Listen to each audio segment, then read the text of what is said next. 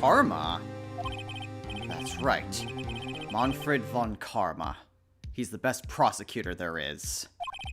He hasn't lost a case in his 40-year career. He's a god of prosecution, Wright. A god! Not a single case? He'll do anything to get a guilty verdict. Anything. Huh. Sounds like someone else I know, Edgeworth. You don't understand.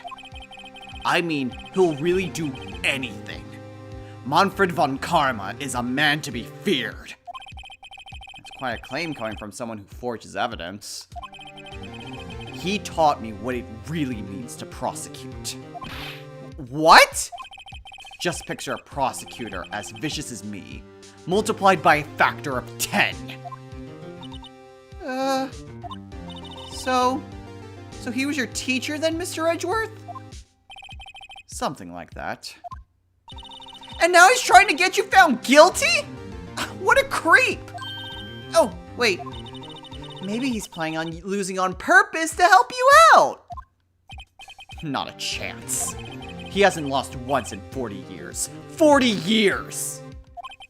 He's as ruthless as me times 20. That's pretty ruthless. Like I said, he's a god among prosecutors. I guess that's something like Mia was to me. Speaking of Mia. Maya? Uh-huh. You could really be using Mia's help right now, don't you think? Oh. I can't. Sorry, I tried. I really tried! But I couldn't reach. Couldn't reach? I think it's because I haven't been training. My powers are weak again. Oh man, what bad timing! I'm really sorry. I'll try my best. I hope so. What are you whispering about? No, it's nothing. Well, it's time. Let's head in.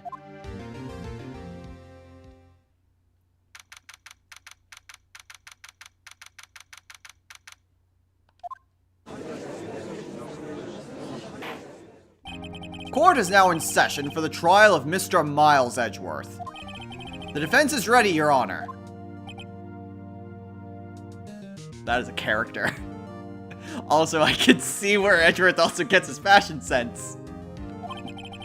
Mr. von Karma, is the prosecution ready? Fool. You seriously think that I would not stand here were I not completely prepared? Right, my apologies. He's even got the judge scared! Very well, your opening statement, please. Decisive evidence. A decisive witness. What else could possibly be required? Nothing, of course. That should be fine. The prosecution may call its first witness. What's with this guy? Is he royalty or something? How am I supposed to fight against this? I called the detective in charge of this case, Detective Dick Gumshoe. Okay, Gumshoe's first. Let's see how this goes.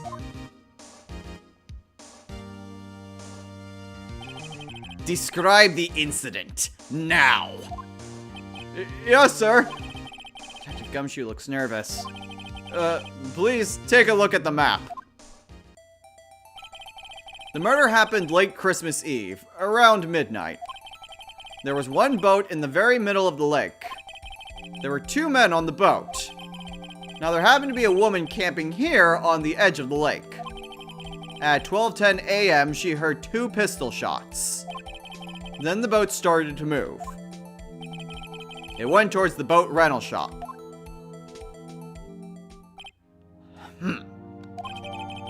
Interesting. There's a number of things that are interesting with that. Testify to the court about the arrest. Now. Wait, Mr. von Karma. Yes.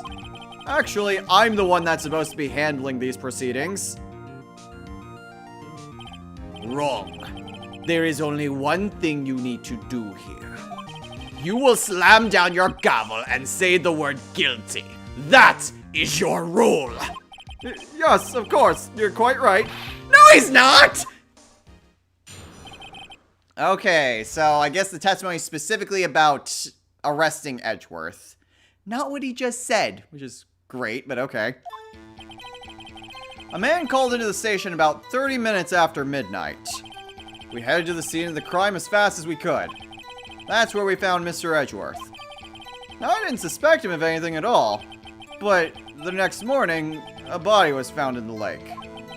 So we had to arrest Mr. Edgeworth. I see. Very well. Begin your cross-examination, attorney, now. Poor judge. Okay, cross-examination. I didn't see anything explicit about that. Well, except 30 minutes. But I mean, that's not unheard of. In fact, that's completely normal. So I guess we just press everything. You received a call from a man? Yep. But you said there was a woman camping there. She was the one who heard the 2 gunshots, right? Jeez! That's a deep voice. That's the polar opposite of what pain was. That woman and the man who called in the report are 2 different people, obviously. Different people? There were 2 witnesses. Their testimonies were quite similar, however. Today, I've summoned the woman who was camping. The woman who was camping. Lot of heart. What happened next, detective? Okay, headed to the crime scene as fast as we could. How long was it between receiving the report and your arrival at the lake? Well, I'd say it was about 3 minutes. That's pretty fast. Our motto for the month is get there quick. Detective, you will refrain from casually revealing department secrets. Yes, sir. Sorry, sir. I look forward to your next year's salary review. So much to look forward to these days. This is no time for dejected daydreaming. Continue! Yes, sir. Okay. Guess we keep going. What was Mr. Edgeworth like when you saw him then? Well, from what I saw, he looked pretty relaxed. Not like a murderer at all, really. Detective, the court requires the facts, not your opinion. How many years have you been on the force? Facts only, detective. Hard, cold, objective facts. Yes, sir. Man, he's got his share of objections. Not even Phoenix is that many in that quick succession. Why didn't you think he was suspicious? You should know. We have a deep, trusting relationship with the prosecutors. Detective, the court isn't interested in your musings. Deep, trusting, poppycock. I've never heard so many flippant comments from an active detective on the force. Dr. Gumshoe doesn't look so good. Continue now. Okay, next morning a body was found in the lake. Did you find any clues on the body? A single bullet was recovered from the body. He was shot through the heart, fatally. Judge, here is the bullet. It didn't strike bone, so its shape is well preserved. Very well, the court accepts this bullet into evidence. Alright, so we got something. Found the victim's body fired from a .22 caliber pistol. Okay, next morning body was found in the lake, so that's the same thing. It didn't actually change the testimony. Why is that? Well, we found the murder weapon in the boat. The murder weapon? A pistol. Detective Gumshoe. That is a vital piece of information. Please revise your testimony. Right. Sorry, Your Honor. Murder weapon we found in the boat was decisive evidence. But hold on. Yeah, the gun itself isn't actually there. Can we press on this a little bit more? What about the pistol made it decisive evidence? He has the same evil laugh as Edgeworth! There were fingerprints on the pistol found in the boat. They were clear prints from Mr. Edgeworth's right hand. What? Order! Order! So Mr. Edgeworth's fingerprints were found on the murder weapon. Yes, Your Honor. Judge, this is the weapon in question. Accepted into evidence. Murder weapon, 22 caliber, so it's the same caliber, but fired 3 times. Interesting. Members of the court, we now have the pistol used in the murder and the bullet found in the body. Detective. Yes, sir? Was the bullet found in the body fired from this pistol? Yes. The ballistic markings on the bullet match the pistol. Hey, Nick. What does he mean, ballistic markings? Shocking.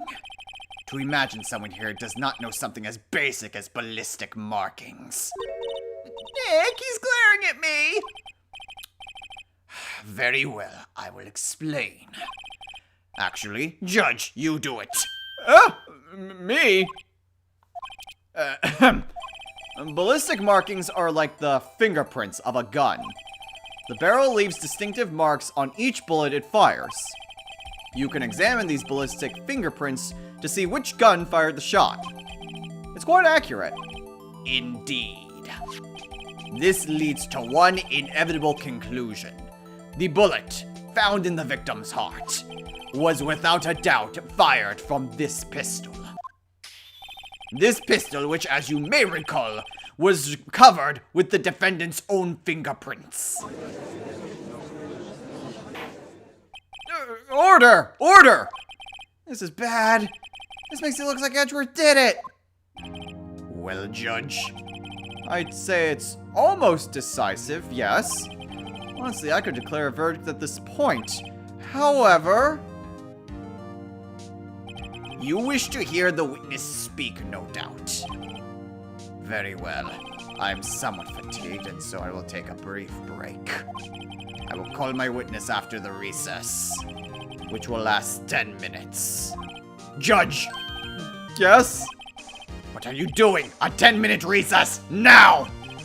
But wait, Just bang your flimsy gavel and get on with it, man! Yes? This court will take a 10-minute recess. Who's running this court anyway?